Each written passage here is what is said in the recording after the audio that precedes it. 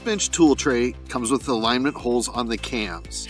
Align those cams with the sides on the tool tray using a drill bit or a pin smaller than 1/16 inch in diameter. Once you've aligned those up, you'll be able to use the knobs and tighten those cams onto the sides. Those knobs will allow you to adjust the height of your tool tray depending upon the tool and saw that you are using. Cut a spacer that is the height of your saw or tool. That spacer will allow you to adjust the height of your tool tray to line up perfectly with the top of the FlexBench. Once you have it lined up perfectly, you will secure it in place with 2 screws on each side. Those 2 screws will lock everything together. Put your saw on or your tool, and it should be level with the top of the workbench surface on both sides. If you ordered an aluminum best fence or a wooden best fence, those will come with the appropriate supports. The supports that go onto the tool tray do not have a hook. They use knobs that you can adjust up and down accordingly to make sure that your fence